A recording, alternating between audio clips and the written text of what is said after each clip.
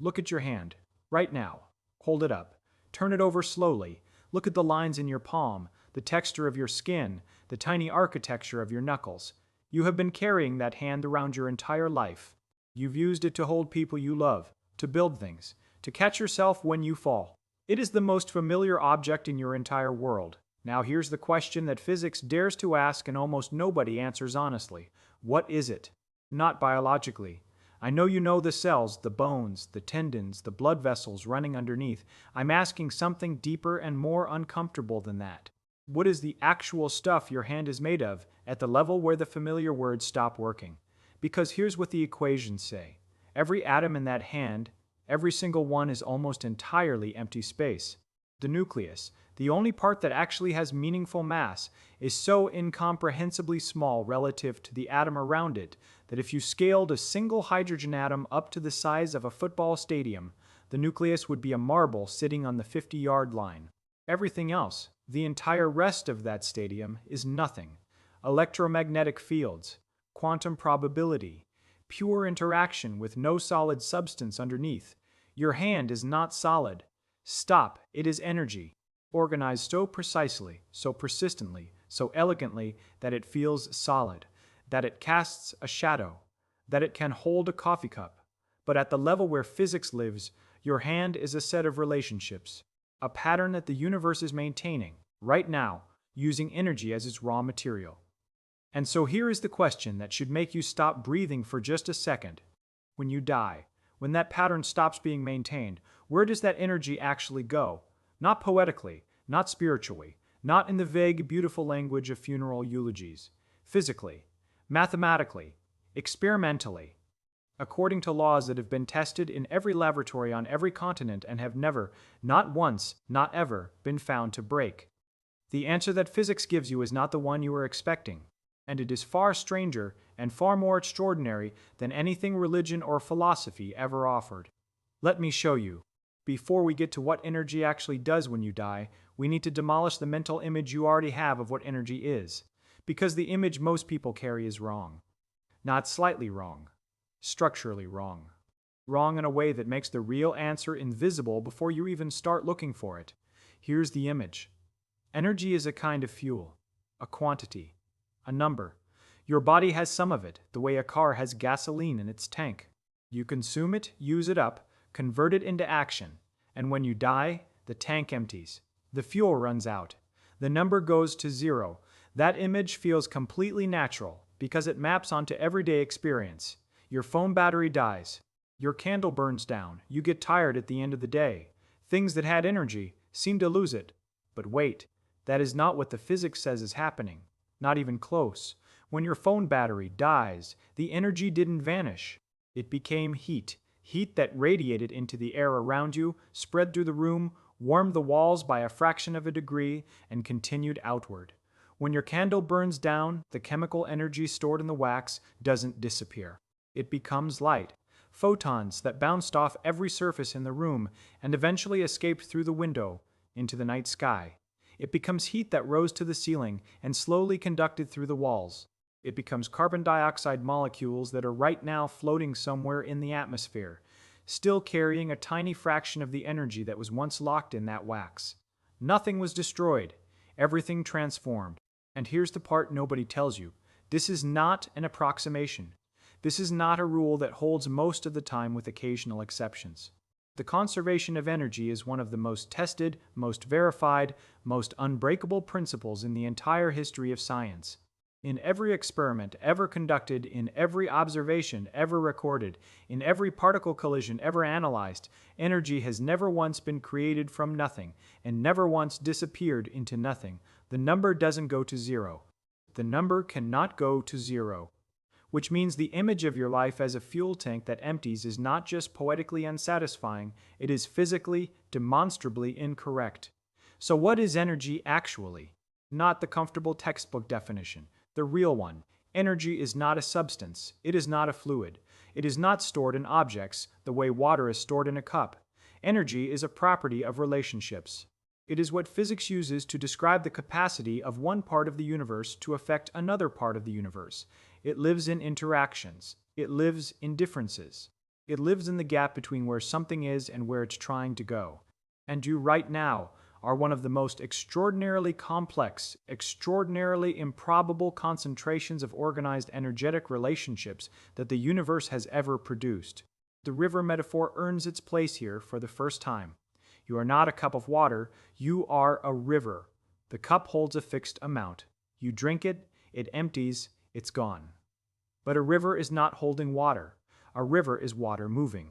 It is a process, a pattern maintained by continuous flow, and the question of where a river's water goes when the river dries up is exactly the wrong question. The right question is, where did all that flowing water go? And the answer is, everywhere. It evaporated. It soaked into the ground. It flowed to the ocean. None of it ceased to exist. It just stopped participating in the particular pattern we called the river. That is the frame we need. Now let's fill it with the actual physics. Let's build this properly. Because the real story of energy and what it does to you, to everything, is one of the most beautiful things physics has ever uncovered. And you deserve the full version. Start here. Your body right now is running on chemistry. Specifically, every cell in your body runs on a molecule called ATP, adenosine triphosphate. This is the universal energy currency of all life on Earth, not just human life. Every bacterium, every plant, every organism that has ever lived on this planet uses ATP to power its cellular machinery. It is one of the most ancient and conserved molecules in all of biology. Here's how it works. You eat food. Your digestive system breaks that food down into glucose. Your cells take that glucose and run it through a process called cellular respiration, a cascade of chemical reactions, mostly happening inside tiny structures called mitochondria, that strip the chemical energy out of that glucose and use it to build ATP molecules. Those ATP molecules then power everything: muscle contractions, protein synthesis, the pumping of ions across cell membranes, the firing of neurons. Literally everything your body does is powered by ATP.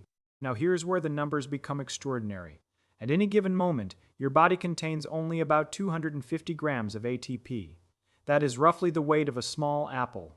And that 250 grams represents only about 4 watts of stored chemical energy, less than a dim nightlight. Stop, but your body at rest burns approximately 80 to 100 watts.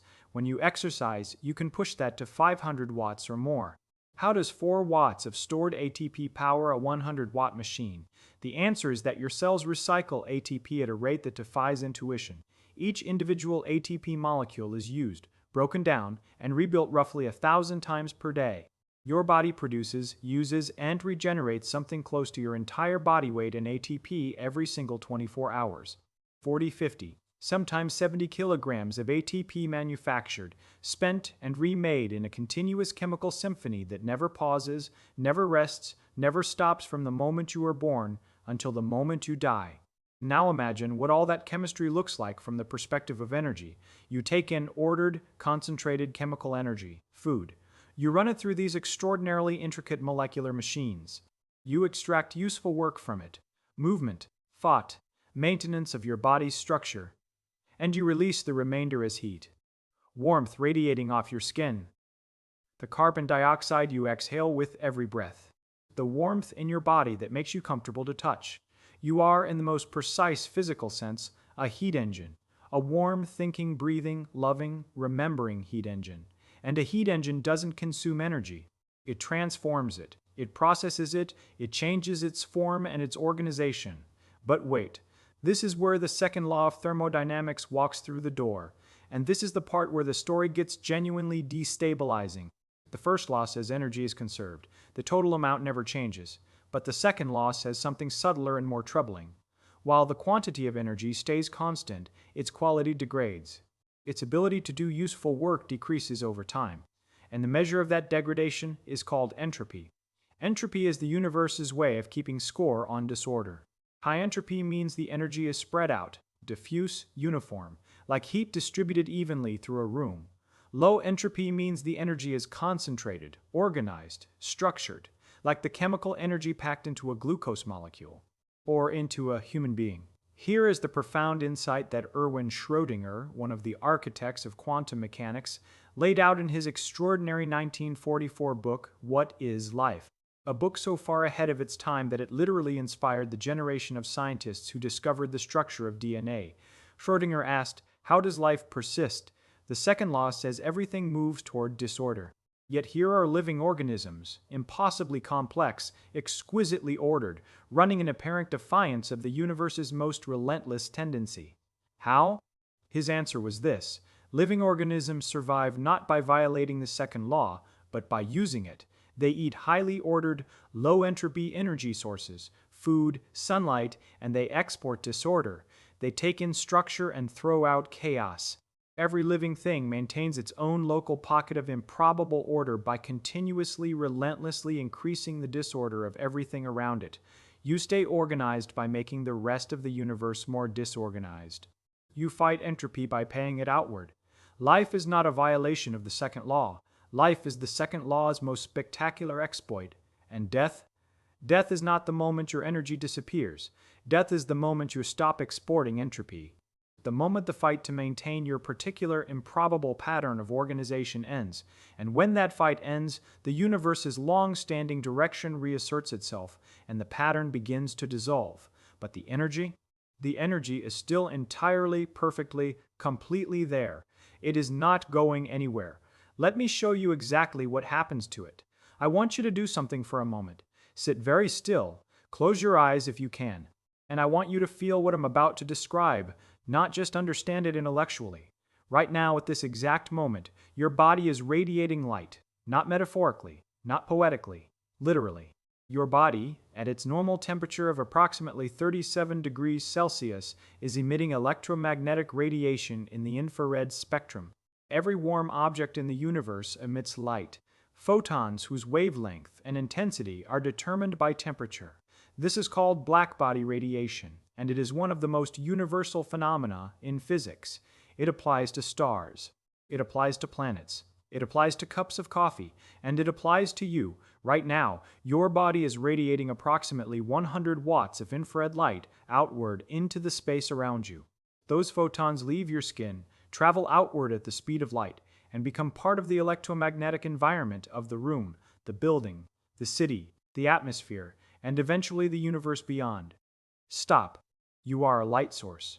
You have been a light source every second of every day of your entire life, and almost nobody ever told you. But it goes even deeper than infrared, because in 2025, researchers at the University of Calgary published a study that changed the way I think about this question entirely. Using cameras sensitive enough to detect individual photons, they discovered that living organisms, mice, plants, and by strong implication, you, emit an ultra-weak visible light, not just infrared heat radiation. Actual visible photons produced by the chemical reactions happening inside your cells, a faint, real, measurable glow. A biological luminescence so dim it is roughly 1,000 times below the threshold of what your eyes can detect, but physically, undeniably there. And here is the detail that stops you cold. The moment those organisms died, the glow ceased. Not gradually, not slowly fading over hours or days. It stopped. The chemistry that was generating those photons stopped, and the light went with it. Now think about what that means. Those photons, the ones generated by your cellular chemistry, they don't disappear when they leave your body. They travel, at the speed of light, outward in every direction. Into the room, through the walls, into the atmosphere, and eventually into space.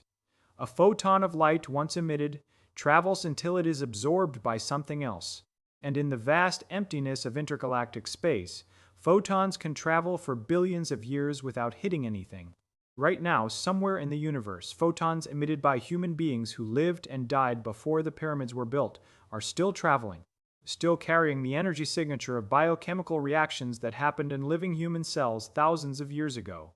Not metaphorically traveling, physically traveling. Those specific photons at the speed of light carrying their tiny quantum of energy onward through the cosmos. Now imagine, and stay with me here because this is where the thought experiment gets profound. Imagine we could somehow trace every photon your body has ever emitted, every quantum of infrared radiation your skin has radiated since the moment you were born, every biophoton produced by every chemical reaction in every cell you have ever contained. The aggregate of all that electromagnetic energy, All those photons traveling in all directions, creating a sphere of your energy signature expanding outward through the universe at 300 million meters per second. That sphere never stops. It never collapses. It never disappears. It gets larger every second. And it carries, encoded in the precise frequencies and patterns of all those photons, a kind of physical record of the fact that you existed, that your chemistry happened, that your particular and improbable pattern of organized matter burned its way through time and left a mark on the electromagnetic field of the universe. Stop. You are not a body that has energy. You are energy organized into a body, temporarily, brilliantly. And the difference between those two sentences is not semantic, it is everything. Because the body is the temporary part. The energy is the permanent part. And when the organization ends, the energy doesn't end with it. It simply stops being yours and starts being the universe's.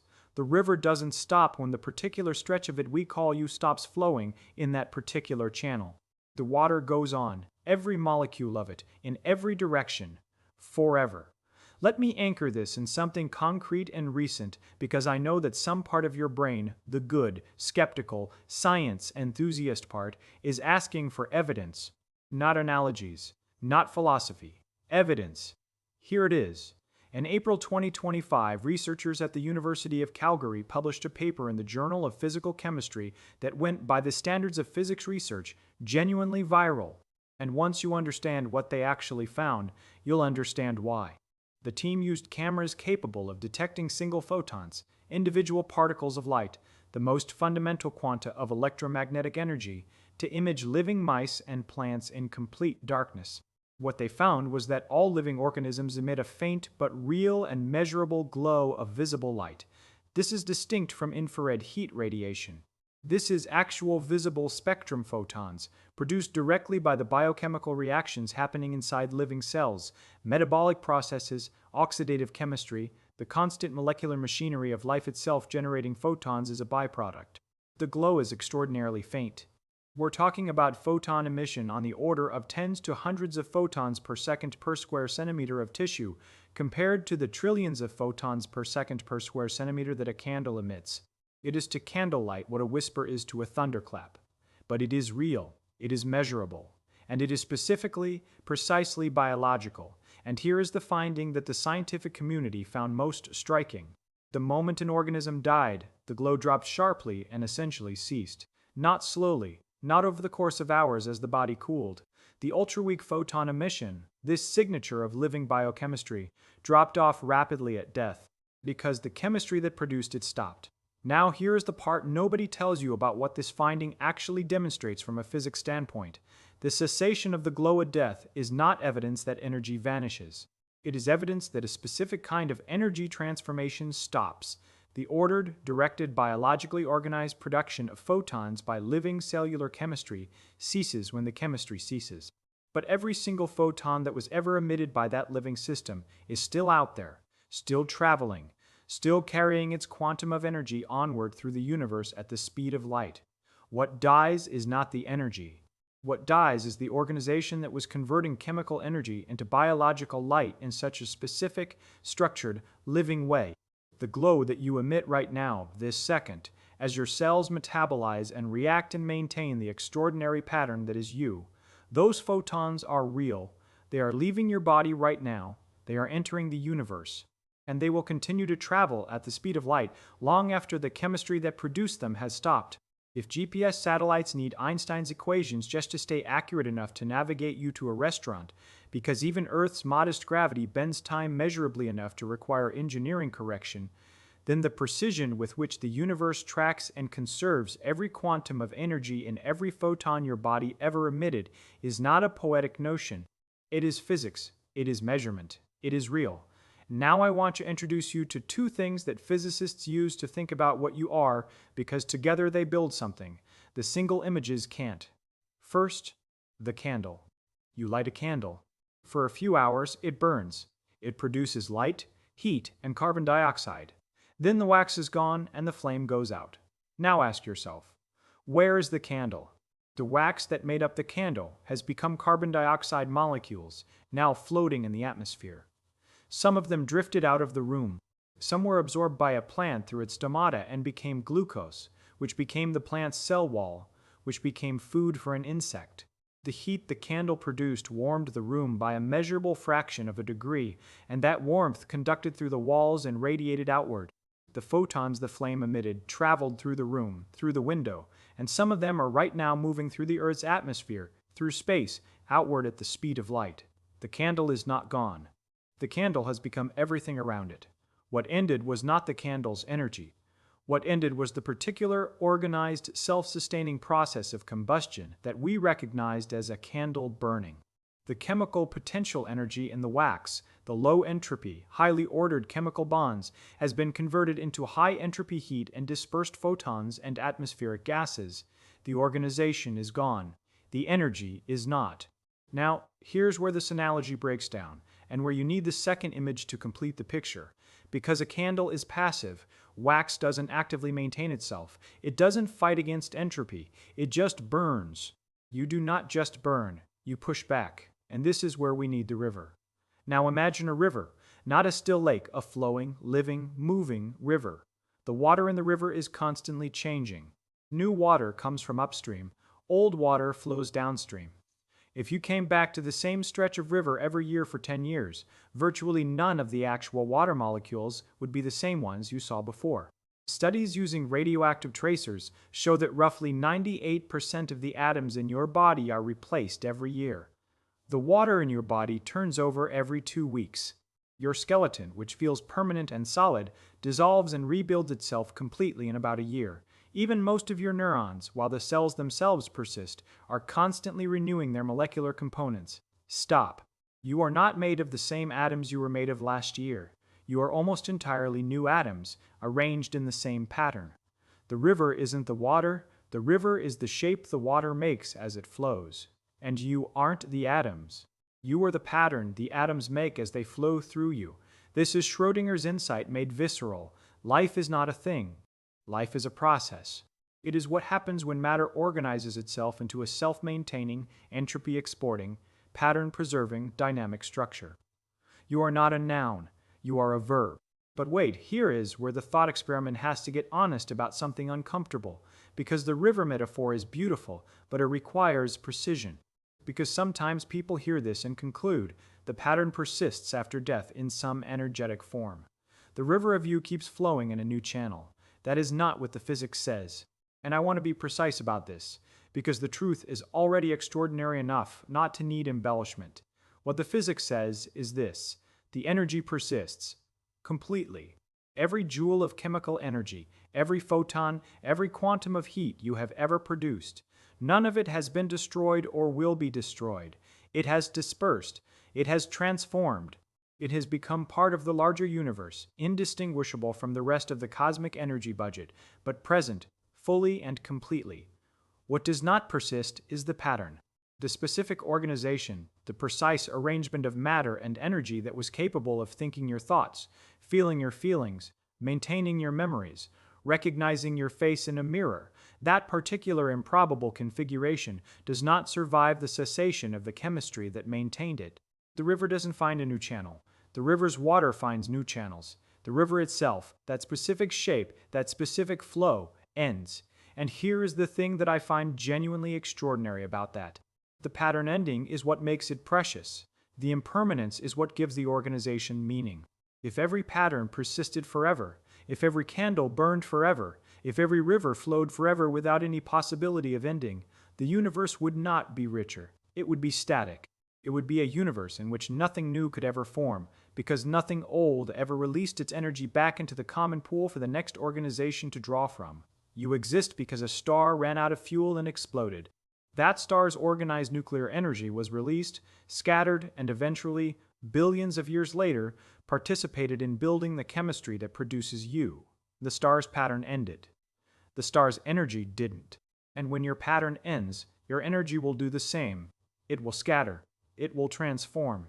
It will participate in the next improbable organization that the universe decides to attempt. The question was never whether your energy survives death. The question is, what was your energy doing that it stops doing, and where does that doing go? The answer is everywhere. Chapter 7. The Big Consequence. Your Energy and the Fate of the Universe. 2230, 2630, let's go cosmic. Because the story of your energy doesn't end at the edge of the room, or the edge of the atmosphere, or the edge of the solar system. It doesn't end at all.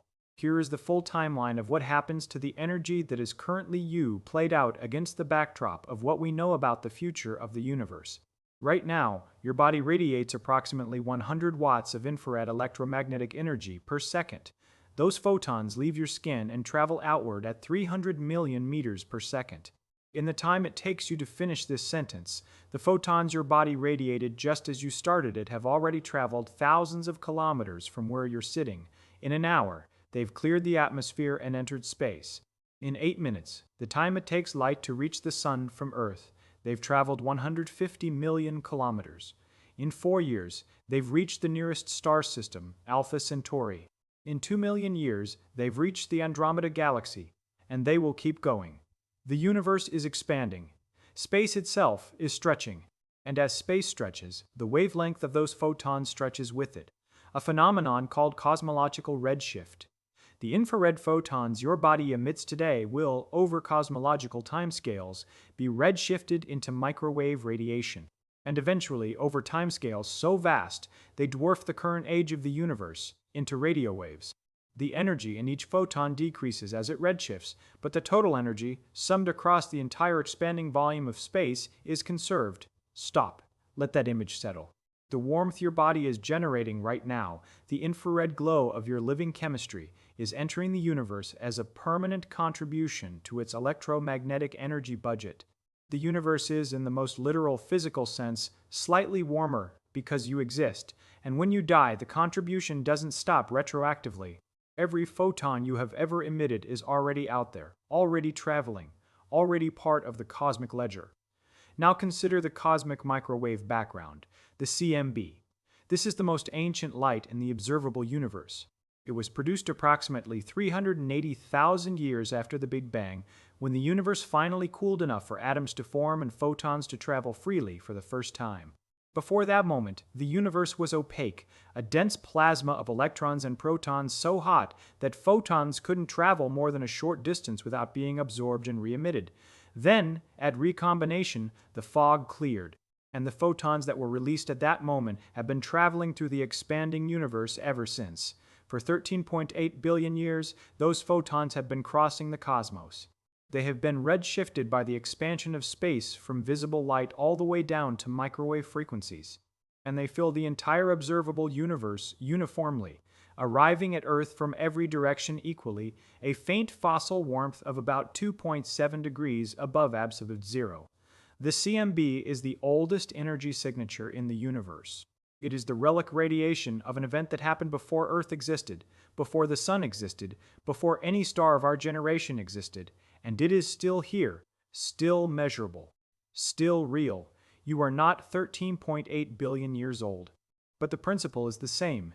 The photons you emit have a future that vastly, almost incomprehensibly outlasts the pattern that produced them. And here is the deepest consequence of all this. In roughly 5 billion years, the Sun will exhaust its hydrogen fuel, expand into a red giant, and eventually collapse into a cold white dwarf. Earth and everything on it will be sterilized. The extraordinary, improbable, 4 billion year experiment in organized chemistry that we call life on Earth will end.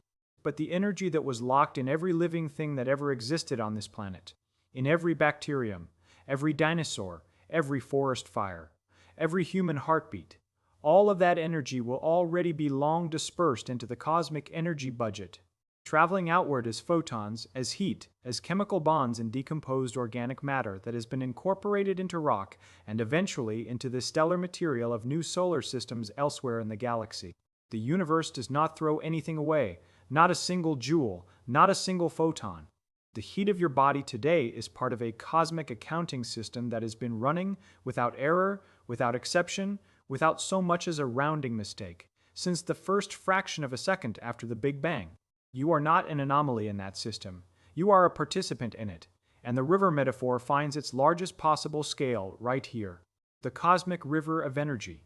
flowing from the concentrated, low-entropy fire of the Big Bang outward toward the diffuse, high-entropy cold of the universe's distant future. That river has been flowing for 13.8 billion years. You are a temporary eddy in it, a brief, brilliant, improbable swirl of organization that the river made possible for a while before the water flows on. The eddy ends. The river doesn't. So, let's go back to the hand. Hold it up again. Hold it up again. Look at it again. You know now what it actually is. Not solid matter. A dynamic, organized, entropy-fighting pattern of quantum fields and chemical reactions and electromagnetic interactions maintained by continuous energy flow burning approximately 100 watts of chemistry into the surrounding universe every single second. You know that 98% of the atoms in that hand were not there a year ago, that the hand you see today is made of entirely different matter than the hand you had at 10 years old, that the specific atoms never mattered, only the pattern that borrowed them for a while.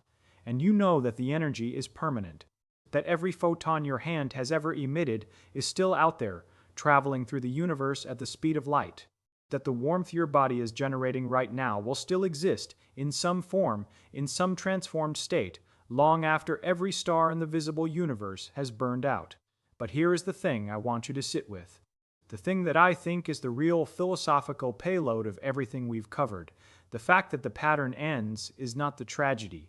The pattern ending is what made it possible for it to be this pattern, specific, unrepeatable, yours. A universe where patterns never ended would be a universe where no new patterns could ever begin, where the energy locked in yesterday's organizations could never be released to fuel tomorrow's, where stars never died and therefore never seeded the next generation of solar systems with the heavy elements needed for planets and chemistry and life, where you could never have been built from the ruins of something that came before. You are made of endings. Every carbon atom in your body was forged in a stellar core that ended in a catastrophic explosion. Every calcium atom in your bones came from the dying breath of a red giant star. Every oxygen atom in your lungs passed through countless other organisms that lived and died and returned their matter to the cycle before it reached you. You are not the first organization that this energy has participated in. You are the latest, and you will not be the last. This is the river at its fullest meaning. You were never a cup of water. You never held a fixed quantity of energy that was yours and yours alone that would empty and be gone. You were always the river, a pattern of flow, a shape that moving energy made for a while, a temporary and exquisite organization that the universe tried in this particular corner at this particular time with this particular combination of atoms and chemistry and history. And when the flow that is you changes form, when the pattern that is you releases its energy back into the cosmic river, you don't vanish. You become the water again, the water that will be in the next river, and the one after that, flowing outward through the universe for longer than any of us can meaningfully imagine. Not you specifically. The pattern ends. Let that be honest and clear. But the energy that maintained you, that powered every thought you ever had, that generated every photon your eyes ever emitted, that built and rebuilt and maintained and expressed the improbable miracle of your existence, that energy is permanent. It has always been permanent. The universe has been conserving it since before the Earth existed, and it will continue conserving it long after the last star goes dark. You were never the cup. You were always the river. So, where are we? You came into this video with a question that sounded morbid. What happens to your energy when you die? And what you found, if you followed the physics honestly all the way to the end, is that the question contains a hidden assumption. An assumption that there is your energy, a private, bounded, contained quantity that belongs to you and ends with you. The physics says there isn't. There never was. There is the universe's energy, flowing through you for a while, organized by you, expressed through you, made temporarily, brilliantly unrepeatable, specific by the particular pattern that is you, and then flowing on. Now, here's your cliffhanger.